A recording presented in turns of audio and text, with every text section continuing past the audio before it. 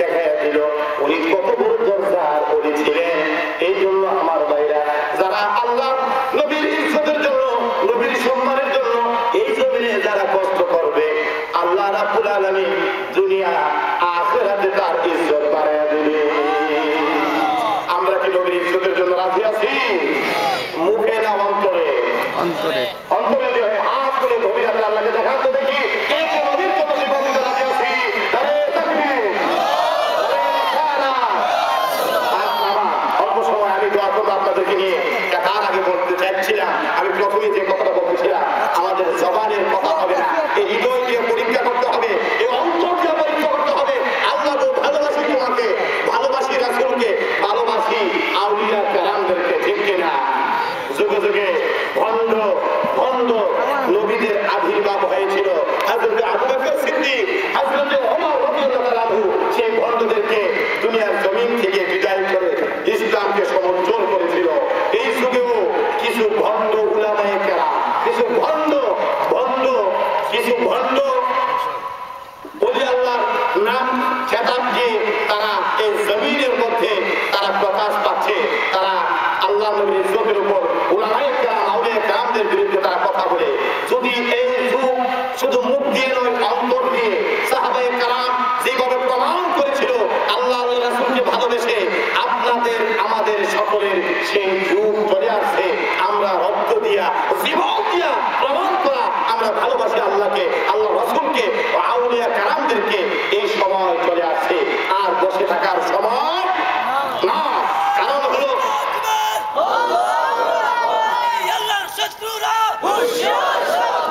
আমার ভাইরা, কারণ হলো যুগে যুগে ভণ্ডদের আবির্ভাব হয়েছে, সেগুলোকে তদানীন্তনকালে সেই উলামায়ে কেরাম তারা সেটিগুলোকে দুনিয়া থেকে বিতাড়িত করেছে। হক্কানি দরবারের মাঝখানে শয়তানি দরবার গুলো লেগে যাবে। আমরা ঢাকাতে এক লোক আল্লাহর বড় বিশাল বড় ওলি সাজছে। আমি বললাম তোদের ওলির নমুনাকে, বলে হুজুর এক নম্বরে 1 বছরের মধ্যে গোসল করে না। বলে বাবা রে বাবা, ওলি তো বড় মস্ত বড় ওলি। তো তোদের ওলি যদি 1 বছরে গোসল করে, তো গোসলটা কখন করে? বললে মুহররম মাসের 10 তারিখ।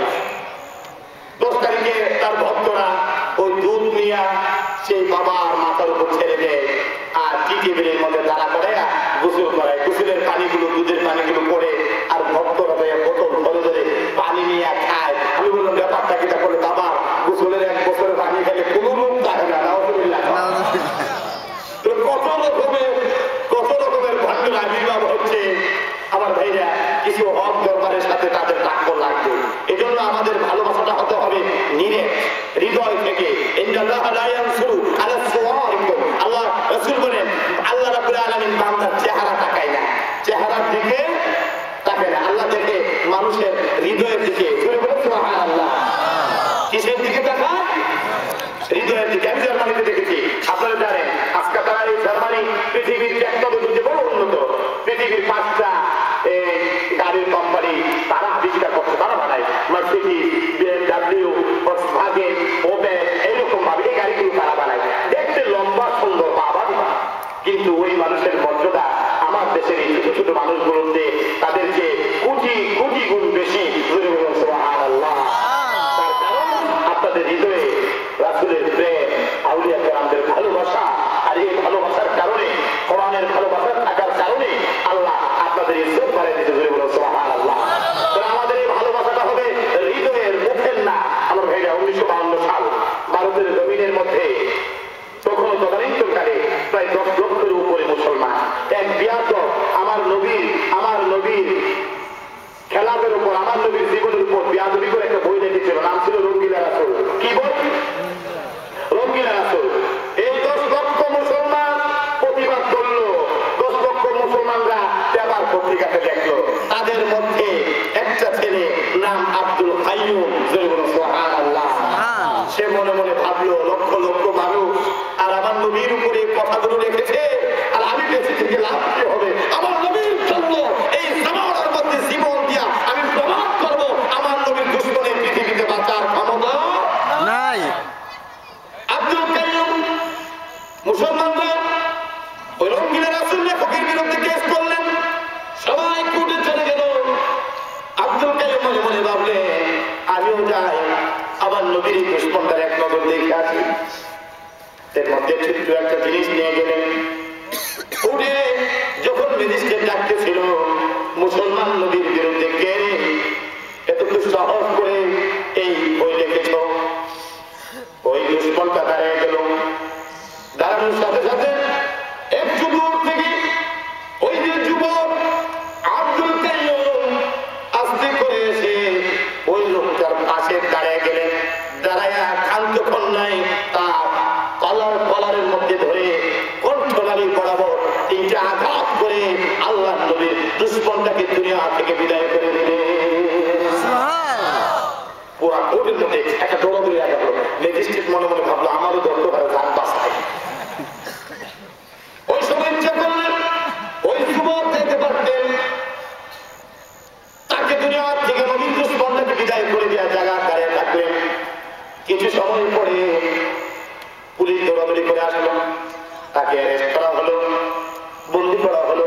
মুসলমানের উকিল যাইয়া আব্দুল কাইয়ুমের সাথে পরামর্শ করে, আমরা যখন তোমার আপিলের ব্যাপারে বলবো তুমি এই কথা বললো, আমি যখন আঘাতটা করছিলাম আমার মাথার ব্রেনটা ভালো আছে।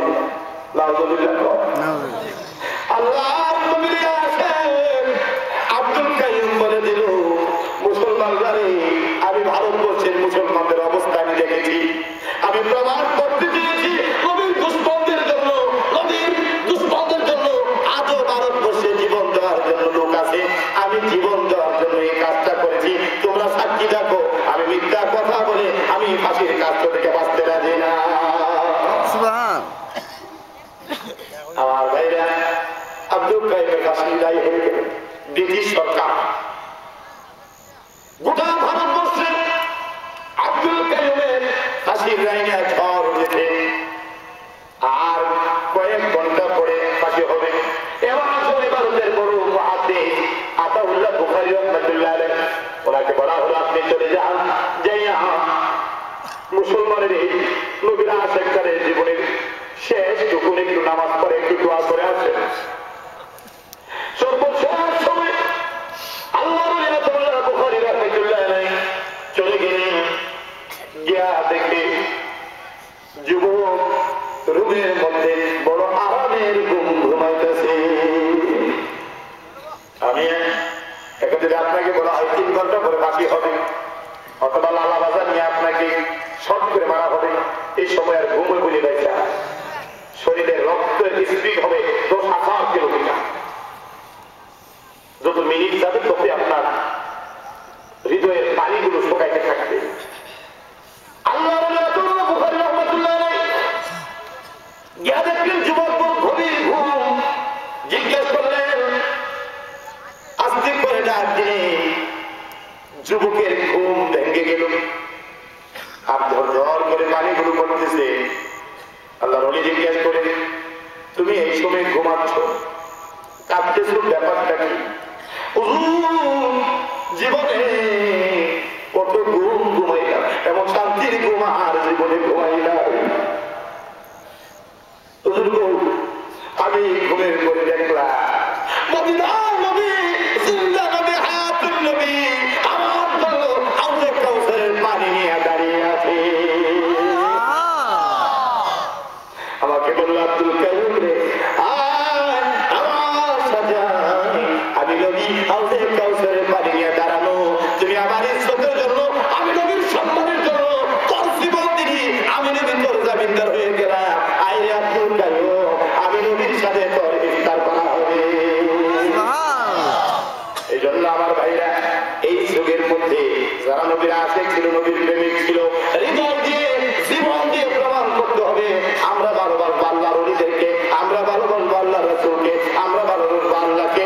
এই ভালোবাসার মধ্যে যদি কোনো ভক্তদের আবির্ভাব হয়, জীবন দিয়ে প্রমাণ করবো আমরা ভালোবাসতাম আল্লাহর ওলিকে সত্যিকার অর্থে। আমরা মুখের ভাষা নয়, আমাদের এই অন্তরের ভাষা দিয়া আমাদের এই ওয়াদা থাকলো, আল্লাহ রাব্বুল আলামিন যেন আল্লাহ রাসূলের জন্য আমাদের জীবনের শেষ দিন পর্যন্ত কবুল করে, বলেন আমিন।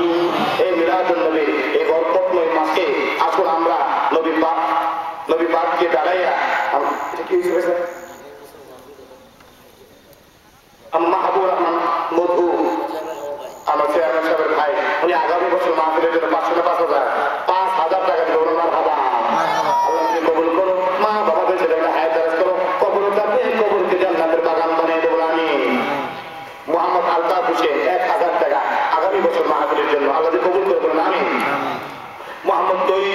আলী সাহেব উনি 1000 টাকা আল্লাহ কবুল করে বলুন আমিন।